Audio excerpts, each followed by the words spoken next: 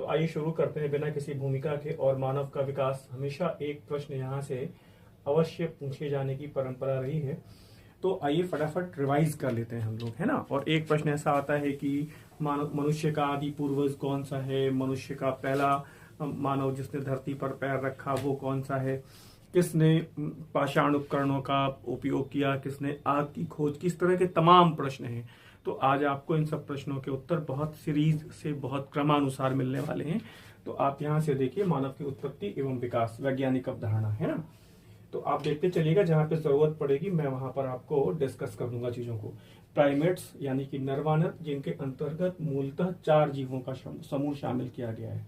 पता है, नरवानर, gorilla, chimpanzee और ओरंगुटैन। नरवानर यानी कपि, जिससे मनुष्य का विकास हुआ, ठीक है ना। बाकी कुछ विद्वानों ने इस समूह में लंगूर और चचुंदर को भी शामिल किया है, लेकिन आपको बेसिकली नरवानर पे फोकस करना है। तो आइए हम लोग इनके बारे में कुछ जानते हैं, ठीक है। अब यहाँ पे देखो, जो नर वानरों में जो पहला टर्म जो हमारे पास आता है वो है रामापिथेकस का। ध्यान रखना, ये हमेशा पेड़ों पर था। इस नर वानर का, इस प्राइमेट्स का जो निवास है ये पेड़ों पर है, बंदरों की तरह है। ये कभी भी, ये मानव प्रजाति कभी भी जमीन पर, धरती पर उतरी नहीं। हमेशा एक प्रश्न ये पूछा गया है कि मनुष्य का आदि पूर्वज कौन है। तो मनुष्य का आदि पूर्वज है ऑस्ट्रेलोपिथेकस अफ्रीकेनस, है ना। यहाँ पे देखो, ऑस्ट्रेलोपिथेकस अफ्रीकेनस नर वानरों की वो प्रजाति जिसने सर्वप्रथम धरती पर कदम रखा, और इसे मानव का आदि पूर्वज कहा जाता है। ये प्रश्न बहुत इंपॉर्टेंट है और कई कई बार पूछा गया है। मुझे उम्मीद है, इसको देख लीजिएगा। मानव का आदि पूर्वज और मनुष्य का निकटतम पूर्वज, इन दोनों बातों में फर्क है। तो ये आदि पूर्वज है ऑस्ट्रेलोपिथेकस अफ्रीकेनस। अब ध्यान देना होगा कि ऑस्ट्रेलोपिथेकस अफ्रीकेनस की एक उपशाखा जिंजैंथ्रोपस ने ही सर्वप्रथम पाषाण उपकरण बनाए। ध्यान रखिएगा, जिंजैंथ्रोपस को याद रखिएगा, जिसने सर्वप्रथम पाषाण उपकरण बनाए। ऑस्ट्रेलोपिथेकस अफ्रीकेनस की एक उपशाखा, जिंजैंथ्रोपस का नाम आप याद रखिए। आप चाहे तो स्क्रीनशॉट भी ले सकते हैं। और फिर आगे बढ़ते हैं तीसरे नंबर पर, जिसको कहा गया है स्किलफुल मैन। स्किलफुल मैन यानी कि होमो हैबिलिस। ध्यान रखिएगा, प्रश्न बड़े सटीक बन सकते हैं। ये प्रथम कारीगर मानव था। हमेशा आपसे ये कहा जाता है कि प्रथम कारीगर मानव कौन है, होमो हैबिलिस है, क्योंकि इसने ही सर्वप्रथम पाषाण उपकरण बनाए और अपने हाथों का प्रथमतः पहली बार उपयोग किया। थोड़ा सा, बहुत ज्यादा नहीं। फिर हेडेलबर्ग मानव है। उसके बाद यह 10 लाख वर्ष पूर्व पाए जाते थे और बाद में ये प्रजाति इनकी विलुप्त हो गई। अब ध्यान रखिएगा, वो कहते हैं कि सीधा खड़ा होने वाला मानव कौन सा था। तो होमो इरेक्टस इरेक्टस, सीधा खड़ा होने वाला मानव कौन सा था। अभी तक जो भी मानव प्रजाति आपने देखी, चाहे वो ऑस्ट्रेलोपिथेकस अफ्रीकेनस है, वो धरती पर तो आया, लेकिन वो कभी भी सीधा होकर नहीं चलता था। सीधा खड़ा होने वाला मानव था होमो इरेक्टस इरेक्टस। आई थिंक 5-6 बातें आपकी एकदम क्लियर हो गई हैं। अब देखिएगा, होमो इरेक्टस की भी 2 शाखाएं हैं। अब ध्यान देने की बात है, यहाँ पे बहुत सारे प्रश्न यहां से बनेंगे। एक है जावा मानव, जिसे पिथेकैंथ्रोपस कहा गया है। जावा मानव, जिसे पिथेकैंथ्रोपस कहा गया है। और दूसरा है पीकिंग या बीजिंग मानव, जिसे सिनेंथ्रोपस कहा गया है। ध्यान रखिएगा। इसके आगे निएंडरथॉल है और फिर फाइनली क्रो-मैग्नान है। होमो सैपियंस का पूर्वज अथवा मनुष्य का निकटतम पूर्वज, ये पूछा गया है। अभी मैंने आपको बताया कि मनुष्य का निकटतम पूर्वज और मनुष्य का आदि पूर्वज कौन है। आदि पूर्वज पूछ रहा है तो ऑस्ट्रेलोपिथेकस अफ्रीकेनस है, और अगर निकटतम पूर्वज पूछ रहा है आपसे तो वो क्रो-मैग्नान है। मुझे उम्मीद है इतनी बातें क्लियर हो रही होंगी। बहुत धैर्य के साथ इसको देख लीजिए। फिर होमो सैपियंस है, और फिर आपको ये पता है, ध्यान दीजिएगा, 26 लाख वर्ष पुराने जो जीवाश्म है हमारे पास, वो दक्षिण अफ्रीका से मिले हैं। भारत में पहली बार, आप देखिए, भारत में पहली बार मानव की उत्पत्ति प्लाइस्टोसीन युग में, आज से लगभग 5 लाख वर्ष पहले मानी जाती है। परंतु जो नवीनतम शोध है, ध्यान रखिएगा ये पूछा गया है, परंतु नवीनतम शोधों में महाराष्ट्र में एक स्थल है बोरी, वेरी वेरी इंपॉर्टेंट। बोरी से हमें जो साक्ष्य मिले हैं मनुष्य की जो उपस्थिति है भारत में, वो लगभग 14 लाख वर्ष पुरानी मानी जा सकती है। महाराष्ट्र में है वो स्थल, बोरी पुणे जिले में है। तो यहां से जो हमें आज रिसेंटली जो साक्ष्य मिले हैं वो ये बताते हैं कि लगभग 14 लाख वर्ष पूर्व मानव भारत में महाराष्ट्र के बोरी नामक स्थल पे उपस्थित था। फिलहाल आगे बढ़िए, और बोरी से हमें कुछ पाषाण उपकरण मिले हैं, परंतु यह अभी शोध का विषय है। बात क्लियर हो रही है? लेकिन आपसे कहता है कि मानव की प्राचीनतम उपस्थिति, तो आपको बताना पड़ेगा महाराष्ट्र में पुणे जिले का स्थल है वो बोरी, 14 लाख वर्ष पुराने हैं। ठीक है, रामापिथेकस के बारे में थोड़ा सा आप देख लीजिएगा। शुरू से एक बार हम लोग थोड़ा डिटेल कर देते हैं। रामापिथेकस के अस्थि अवशेष 1932 में मिले थे। कहां से मिले थे, किससे मिले थे? रिचर्ड लेवी को मिले थे। इनका नाम याद रखिएगा। ये पीजीटी के पॉइंट ऑफ व्यू से थोड़ा सा इंपॉर्टेंट है। रामापिथेकस के अस्थि अवशेष 1932 में किसको मिलते हैं? रिचर्ड लेवी को मिलते हैं। ठीक है, रामापिथेकस अफ्रीका के उष्ण कटिबंधीय जंगलों में पाया जाता था, यद्यपि कि शिवालिक की पहाड़ियों में भी इसके कुछ साक्ष्य मिलते हैं। फिर रामापिथेकस की दो शाखाएं निकली, एक वो जो जंगलों में ही रह गई और दूसरी वो जो जंगलों से बाहर आई।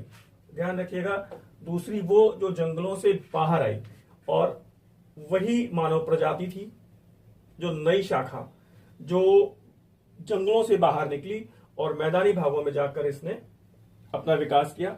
और इस मैदानी भाग के परिवेश के अनुसार उसमें कुछ सांस्कृतिक लक्षणों के उसमें परिवर्तन होते हैं, और इसे विशेष तौर पे ऑस्ट्रेलोपिथेकस कहा जाता है। बात समझ में आ रही है? रामापिथेकस की वो शाखा जो जंगलों से बाहर निकली, नर वानरों की वो शाखा जो जंगलों और पेड़ों से बाहर निकली और जिसने सबसे पहले धरती पर कदम रखा, वो थी ऑस्ट्रेलोपिथेकस अफ्रीकेनस। और यही कारण है, धरती पर कदम रखा, झुककर चलने वाला मानव था, अभी सीधा खड़ा नहीं होता था, उसे मनुष्य का आदि पूर्वज कहा जाता है।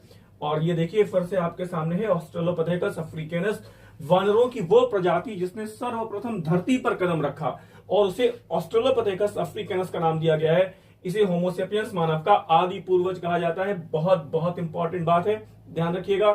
और अब ध्यान दीजिए, ऑस्ट्रेलोपिथेकस का जीवाश्म कहां से मिलता है? ऑस्ट्रेलोपिथेकस का जीवाश्म 1924 में रेमंड डॉर्ट को मिला। इतनी बात आप केवल याद रखिए, बाकी आप चाहें तो स्क्रीनशॉट ले सकते हैं, लेकिन ये नाम याद रखिएगा कि ऑस्ट्रेलोपिथेकस का जीवाश्म किसे मिला, वो है रेमंड डॉर्ट। और कहां से, कब से मिला? तो 1924 में मिला है। और आपको पता है ये कहां से मिला?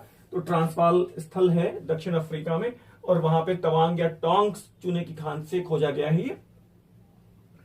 और रेमंड डॉर्ट ने ही इसे प्रथम आदि मानव घोषित किया। ये बहुत इंपॉर्टेंट बात है, क्योंकि यहीं से मानव के विकास की श्रृंखला की निरंतरता पाई जाती है। यही कारण है कि इसे मनुष्य का आदि पूर्वज भी कहा जाता है। चूंकि यह जीवाश्म दक्षिण अफ्रीका में मिला था, इसलिए यह भी माना जाता है कि मानव की उत्पत्ति दक्षिण अफ्रीका में हुई। मुझे उम्मीद है आप चीजों को पिक कर रहे होंगे। और फिर देखिएगा, ऑस्ट्रेलोपिथेकस का शाब्दिक अर्थ है दक्षिण में पाया जाने वाला कभी मानव, अतः इसका ऑस्ट्रेलिया महाद्वीप से कोई संबंध नहीं है। जैसे कि एक भ्रम हो सकता है, एक कंफ्यूजन हो सकता है कि ऑस्ट्रेलोपिथेकस नाम है इसका, तो हो सकता है कि इसका संबंध ऑस्ट्रेलिया महाद्वीप से हो। बिल्कुल नहीं है, वो दक्षिण अफ्रीका की बात हो रही है। और ऑस्ट्रेलोपिथेकस अफ्रीकेनस की एक उपशाखा जिंजैंथ्रोपस, मैंने आपको भी बताया, जिसने सर्वप्रथम पाषाण उपकरण बनाए। क्लियर हो रहा है? होमो हैबिलस, इसे प्रथम पाषाण उपकरण निर्माता अथवा प्रथम कारीगर मानव कहा गया है। मैंने अभी शुरू में बताया था आपको, क्योंकि इसी ने सबसे पहले हाथों का प्रयोग किया। ठीक है, अब देखिएगा बहुत क्लियर कट। होमो इरेक्टस, इरेक्टस सीधा खड़ा होने वाला मानव था। वस्तुतः रीढ़ की हड्डी सीधी हो जाने से यह हाथों का खुलकर प्रयोग कर सका। और दो प्रजातियां इसमें भी शामिल है। होमो इरेक्टस, इरेक्टस में दो प्रजातियां शामिल हैं, जावा मानव और पीकिंग मानव। और ध्यान रखना होगा, दोनों ही नरभक्षी मानव थे। ठीक है ना, चीजों को आप नोट कर लीजिएगा, क्योंकि यहां से एक प्रश्न पूछे जाने की संभावना बहुत ज्यादा है। क्लियर? आगे देखिएगा, होमो इरेक्टस मानव का जीवाश्म 1894 में यूजीन डुबॉय को अफ्रीका में 17 लाख वर्ष पुरानी चट्टान से मिला। देखिएगा, होमो इरेक्टस मानव का जीवाश्म 1894 में किसको मिला? यूजीन डुबॉय को मिला, अफ्रीका में मिला और 17 लाख वर्ष पुरानी चट्टान से मिला। क्लियर? जावा मानव को देख लीजिए। जावा मानव को मैंने बताया था पिथेकैंथ्रोपस कहा गया है और पीकिंग मानव को मैंने बताया था सिनेंथ्रोपस कहा गया है ना? तो आप यहां पर देख लीजिए, जावा मानव सर्वप्रथम हस्तकुठार हैंडएक्स बनाने वाले होमो इरेक्टस थे। कौन? जावा मानव। अगर वो कहता है कि सबसे पहले हैंड एक्स, HAND, वहां पे थोड़ा सा मिसप्रिंट है, हैंड एक्स हस्त कुठार बनाने वाले जावा मानव थे, नरभक्षी मानव था, सीधा चलता था। और खोज कहां पे हुई? इंडोनेशिया के जावा द्वीप में, सेलो नदी के किनारे टिनिल ग्राम से इसके 80 पंजर मिले। कहां पे? जावा द्वीप में, सेलो नदी के किनारे, ये ध्यान रखिएगा। और इस मानव में अभी भी कपि या बानर की कुछ विशेषताएं परिलक्षित होती थी। आगे देखेंगे हम लोग बीजिंग मानव के बारे में या पीकिंग मानव के बारे में। अब यहां पे कुछ खास बातें हैं, ध्यान रखिएगा। जावा मानव ने ही सर्वप्रथम आग की खोज की। ये एक बहुत महत्वपूर्ण प्रश्न है। ये पूछा जा सकता है कि आग का सर्वाधिक प्रयोग किस मानव ने किया? तो आग का सर्वाधिक प्रयोग निएंडरथॉल मानव ने किया, जर्मनी का वो है। लेकिन वो कह रहे हैं कि आग की सर्वप्रथम खोज किसने की? तो वो है जावा मानव। ये सारे प्रश्न छोटे छोटे प्रश्न हैं, छोटे छोटे पॉइंट्स बना के नोट कर लीजिए। आपको बहुत डिटेल लिखने की जरूरत नहीं है, आप केवल पॉइंट्स बना सकते हैं। आगे देखिए, कुछ खास बातें हैं। शिकार को घेर कर मारते थे, इसे पिथेकैंथ्रोपस इरेक्टस भी कहते हैं। आपके लिए जावा मानव का एक ही सबसे इंपॉर्टेंट पॉइंट है, आग को खोजा। पीकिंग मानव सिनेंथ्रोपस, इसका जीवाश्म 1927 में पीकिंग से मिले थे, ध्यान देना पड़ेगा, चौकुटीम नामक स्थान से। और कुछ खास बातें और हैं। जावा मानव की तुलना में इसकी रीढ़ की हड्डी थोड़ा ज्यादा सीधी थी, अतः इसने हाथ का पूर्णतः खुलकर उपयोग किया। इन्होंने स्फटिक से नुकीले हथियार बनाए और समूह बनाकर गुफा में रहते थे। इसे सिनेंथ्रोपस इरेक्टस मानव भी कहा जाता है। और मुझे उम्मीद है आगे देखिएगा निएंडरथॉल मानव, बहुत सटीक प्रश्न यहां से मिल सकते हैं। निएंडरथॉल मानव जीवाश्म 1856 में किसने खोजा? जोहान कार्ल फ्यूलरोटे ने खोजा। और दूसरा नाम आप चाहें तो याद रख सकते हैं, हरमन शॉफहौसेन को मिला। यह मानव जर्मनी की निएंडर घाटी में गुफाओं में रहता था। निएंडरथॉल मानव बड़े सिर वाले मानव का पाशविक प्ररूप था, जिसकी मस्तिष्क की क्षमता लगभग आज के आधुनिक मानव के समान थी। आप केवल इतना याद रखिए कि निएंडरथॉल मानव ने आग का सर्वाधिक उपयोग किया। बहुत सारी बातें हैं निएंडरथॉल मानव के बारे में अभी। और इसका जीवाश्म किन्होंने खोजा? जोहान कार्ल फ्यूलरोटे ने। ठीक है, अब देखिएगा यहाँ पे कुछ बढ़िया बातें हैं। सर्वप्रथम निएंडरथॉल मानव के मस्तिष्क में ही वाणी केंद्र विकसित हुए। मतलब ये अब एक दूसरे को कम्युनिकेट कर सकते थे, आवाज, विभिन्न तरह की आवाज निकाल सकते थे। वो कौन सा मानव है जो विभिन्न तरह की आवाज निकाल सकता था, एक दूसरे को कम्युनिकेट कर सकता था? वो था निएंडरथॉल। ठीक है ना? श्रम विभाजन के आधार पर सामाजिक जीवन की संस्कृति की स्थापना इन्होंने की। महिलाएं घरों में रहती थी, पुरुष संसाधन जुटाता था। यह मानव सांस्कृतिक विकास की जो पहली शुरुआत है वो निएंडरथॉल मानव की है। कल्चरल डेवलपमेंट की जो शुरुआत है वो निएंडरथॉल मानव से है। समूह में शिकार कर रहे हैं, पत्थरों के हथियार बनाते हैं और जानवरों की खाल के वस्त्र पहनते थे। ये खास बातें हैं कुछ निएंडरथॉल मानव के बारे में। और यहाँ पर एक बात और जो हमेशा पूछा गया है कि किस मानव ने सर्वप्रथम मानव शवों को दफनाने की परंपरा, मृतक संस्कार की परंपरा की शुरुआत की? वो निएंडरथॉल मानव है। ठीक है, शवों को गुफा के अंदर ही दफनाया गया है। कुछ खाने पीने के सामान भी हमको मिलते हैं, तो इससे ये पता चलता है कि उनका पारलौकिक जीवन में कुछ विश्वास जरूर रहा होगा। और आग का प्रयोग किया, बताया मैंने आपको, उसमें बहुत सारी अधजली हड्डियां वगैरह मिलती हैं। तो इससे पता चलता है कि आग का नियंत्रित और व्यापक पैमाने पर प्रयोग करना निएंडरथॉल मानव ने ही शुरू किया। ठीक है, और अब आप देख सकते हैं क्रो-मैग्नन, होमो सैपियंस फॉसिलिस, मनुष्य का निकटतम पूर्वज है। ध्यान रखिएगा, क्रो-मैग्नन मनुष्य का निकटतम पूर्वज है। जीवाश्म कहां से मिले हैं? फ्रांस में क्रो-मैग्नन की चट्टानों से, और इसीलिए इसका नाम क्रो-मैग्नन पड़ा। पशुपालन में कुत्ते पालते थे, ये शवों को नियमित रूप से दफनाते थे। ध्यान रखिएगा, कुत्तों को पालना शुरू किया क्रो-मैग्नन ने, क्लियर रहेगा। मनुष्य का निकटतम पूर्वज कौन है? क्रो-मैग्नन है। और अब बात आती है होमो सैपियंस की, आधुनिक मानव। ठीक है, आधुनिक मानव जिसने सभ्यताओं का की तरफ कदम बढ़ाया, वो है होमो सैपियंस। अब ध्यान दीजिएगा, ये कुछ खास बातें हैं। वीएस गुहा ने प्रागैतिहासिक मानव अस्थि पंजरों का अध्ययन करके भारत की प्रजातियों के संदर्भ में 6 विभाजन उन्होंने किए हैं।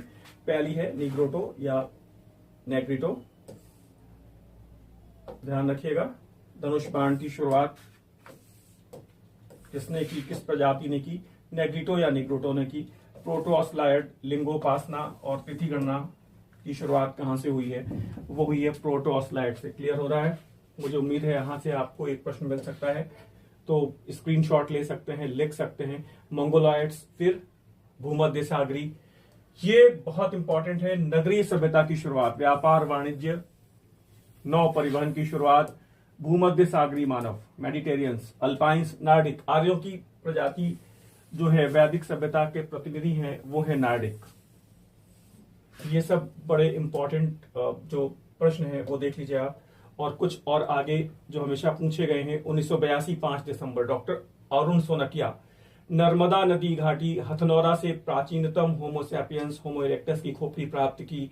यह खोपड़ी मादा मानव की है। ध्यान रखिएगा, जो भारत से जो प्राचीनतम खोपड़ी मानव की, होमो सैपियंस की मिलती है, वो नर्मदा से मिली है, नर्मदा नदी घाटी से मिली है। हथनौरा वो स्थल है। किन्हें मिली है? डॉक्टर अरुण सोनकिया को मिली है 5 दिसंबर। ध्यान रखिएगा। और यहां पर अब बात है, भीमबेटका से वयस्क होमो सैपियंस का जबड़ा मिलता है। ये भी एक बहुत महत्वपूर्ण प्रश्न बन सकता है आपके लिए। वीएस वाकणकर को मिला। और मानव शिशु का कपाल जीवाश्म औदय, तमिलनाडु, विल्लुपुरम जिला से डॉक्टर पी राजेंद्रन को मिला है। ध्यान रखिएगा, ये केरल विश्वविद्यालय के प्रोफेसर थे। तो एक जो मादा मानव का जो खोपड़ी का जीवाश्म है वो आपको पता चल गया, डॉक्टर अरुण सोनकिया। जो होमो सैपियंस का जबड़ा है वो भीमबेटका से वीएस वाकणकर, और मानव शिशु का कपाल जीवाश्म औदय से मिलता है डॉक्टर पी राजेंद्रन को। यहां से 3 प्रश्न हैं और तीनों डाउट्स आपके क्लियर हो रहे हैं। और फाइनली आज की आपकी क्लास की समाप्ति की घोषणा कर रहा हूं। कोशिश करिए कि आप मेरे साथ लगातार मेरे क्लास में जुड़े रहिए। मैं कोशिश करूंगा कि आपका ये फाइनली एक बार पूरा प्रागैतिहासिक काल से 1965 तक के कुछ खास टॉपिक आपको परीक्षा तक मैं रिवाइज करा दूं। तो आज विदा दें। धन्यवाद, नमस्कार।